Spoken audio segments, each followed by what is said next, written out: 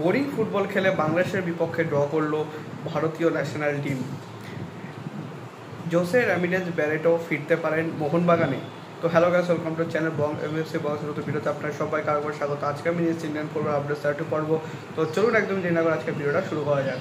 সবার প্রথমেই কিন্তু কথা বলবো আজকের আমাদের জাতীয় দল নিয়ে।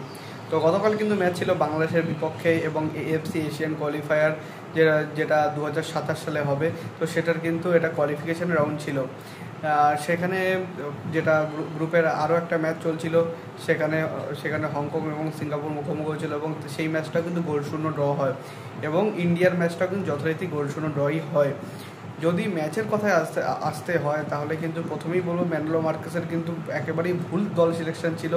মালদ্বীপসের বিপক্ষে যে দলটা কিন্তু ফার্স্ট 11-এ নেমেছিল সেই দলটাই কিন্তু নামানো যেত কিছু একটা দুটো চেঞ্জেস করে।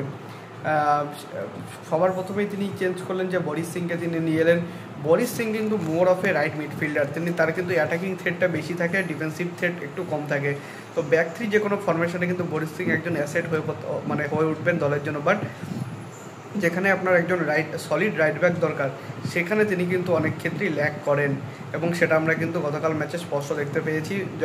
লেফট উইং থেকে যখন নাহিদ যখন বারবার করে ঢুকছিল, তো সেক্ষেত্রে বরিস কিন্তু অনেক ক্ষেত্রে হাইটের জন্য কিন্তু বুলি হয়েছেন, এটা আমরা দেখতে পেয়েছি। তার জায়গায় কিন্তু যদি ভালপুইয়া থাকতো, ভালপুইয়া একজন প্রপার রাইট ব্যাক, তো তিনি কিন্তু সেই জায়গাটা অ্যাসিস্ট অনেকটা ডিফেন্সকে সহায়তা করতে পারতেন আর কি। যাই হোক, আর দ্বিতীয় যে যার কথা বলবো তিনি হলেন উদান্তা সিং। উদান্তা সিংকে ঠিক কেন গতকাল ম্যাচে রাখা হয়েছিল আমি ঠিক বুঝলাম না। মহেশ অত সুন্দর পারফরমেন্স করলো রাইট উইঙ্গে এসে, আমরা মানছি যে তার হাতে কিন্তু অনেকজন ফার্স্ট 11-এর ফার্স্ট চয়েস প্লেয়ার নেই, হয়তো মনবীর বা ছাংতে থাকলে তারাও কিন্তু ওই রাইট উইং পজিশনটা কিন্তু শুরু করতেন।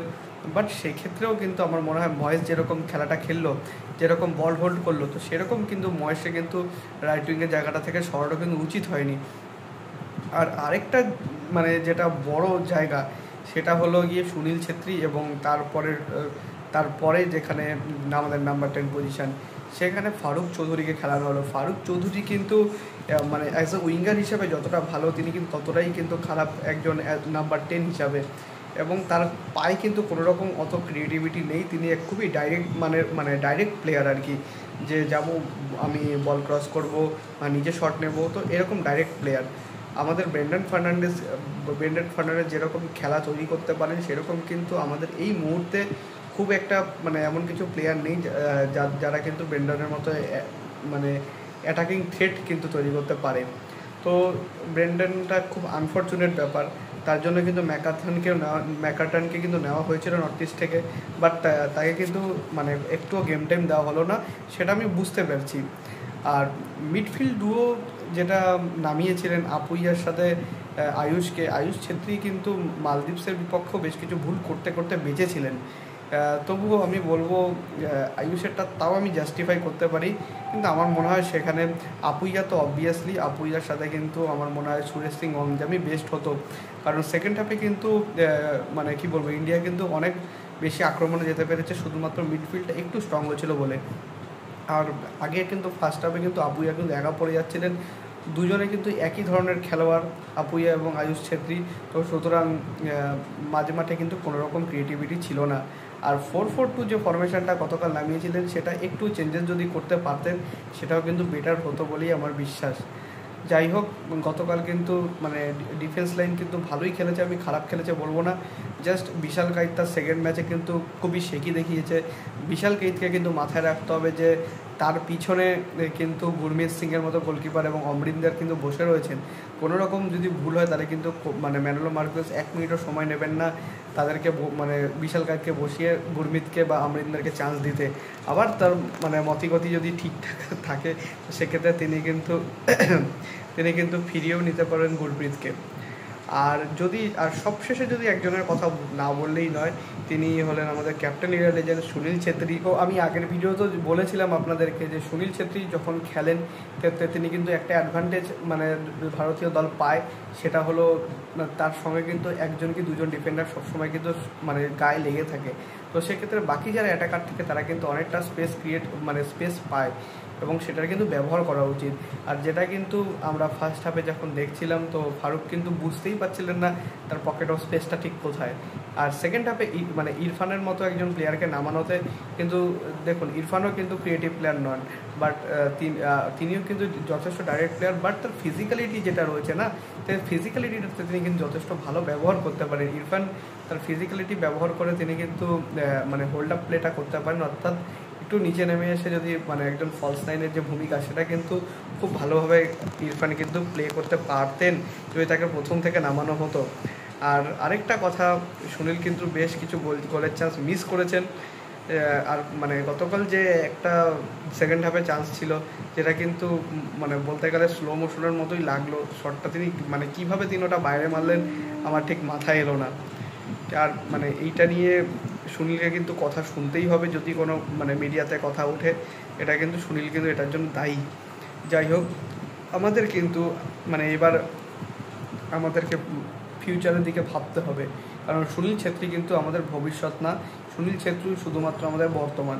তো আমাদের বর্তমানে মানে আমাদের কিন্তু ভবিষ্যতের দিকে তাকাতে হবে এবং আরও অনেক ভালো ভালো কিন্তু ভারতীয় স্ট্রাইকার কিন্তু প্রডিউস করার কথা আমাদেরকে কিন্তু চিন্তা করতে হবে।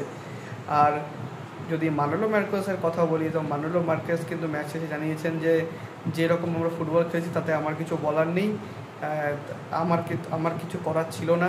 তিনি এই ধরনের কথাগুলো কিন্তু একজন কোচের পক্ষে মানায় না। তার আমি বলছি না যে তার নিজের কোনো দোষ ছিল, কিন্তু তিনি যে তার যে ইন্ডিয়ার টিমের ওপর যে তিনি দোষগুলি চাপাচ্ছেন, সেটা কিন্তু মানে মোরাল ডাউন করবে আলটিমেটলি। তো এইগুলো কিন্তু কখনোই করা উচিত না। তো ফ্রেন্ডস, আপনাদের কি মতামত এই ইন্ডিয়া ভার্সেস বাংলাদেশ ম্যাচ নিয়ে, সেটা কিন্তু আমাকে অবশ্যই কমেন্টে জানাবেন। মোহনবাগানের সবুজ তোতা জোসে রামিরেজ ব্যারেটো, যাকে কিন্তু আপামর মোহনবাগান মানে সমর্থকরা কিন্তু যিশু বলেও সম্বোধন করেন, তো তিনি কিন্তু ফিরতে পারেন এবার মোহনবাগানে। বর্তমানে তিনি কিন্তু রয়েছেন মানে রিটায়ার হওয়ার পর থেকে কিন্তু তিনি কোচিং সম্পর্কে অনেক পড়াশোনা করছিলেন। তারপর তিনি কিন্তু এখন রিলায়েন্স ইউথ ফাউন্ডেশনের কিন্তু তিনি কোচ রয়েছেন। আর এই তিনি কোচিং করাতে করাতেই কিন্তু এ লাইসেন্সটাও কিন্তু পেয়ে গেছেন। অর্থাৎ এ লাইসেন্স আপনার পাওয়া মানে কিন্তু আপনি কিন্তু আইএসএলের সহকারী কোচ হিসাবে কাজ করতে পারবেন, মানে যে কোনো টপ লিগে আপনি সহকারী হিসাবে এশিয়ার কাজ করতে পারবেন। তো সেক্ষেত্রে কিন্তু মানে তিনি কিন্তু খুব ইচ্ছা প্রকাশ করছেন যাতে তাকে মোহনবাগানের সহকারী কোচ করা হয়। বাট আমরা সকলেই জানি যে যারা আইএসএলের কোচ থাকে তারা কিন্তু নিজেদের পছন্দের কিন্তু অ্যাসিস্ট্যান্ট কোচকে সঙ্গে নিয়ে আসেন এবং আর একজন ইন্ডিয়ান অ্যাসিস্ট্যান্ট কোচও রাখেন, এবং সেটাও কিন্তু সেই হেড কোচেরই কিন্তু পছন্দ অনুসারে। এবার দেখুন, জোসে রামিরেজ ব্যারেটোও কিন্তু অনেকটা ভারতীয় বলাই যায়, কারণ তিনি সারা বছরই কিন্তু ইন্ডিয়াতেই থাকেন।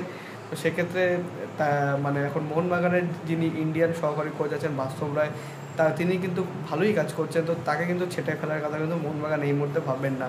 তো দেখা যাক, হয়তো এখন হবে না, বাট পরে হয়তো মোহনবাগানের যে অ্যাসিস্ট্যান্ট হেড কোচ হওয়ার সম্ভব মানে এই স্বপ্নটা হয়তো জোসে রামিরেজ ব্যারেটোর পরে পূর্ণ হতে পারে।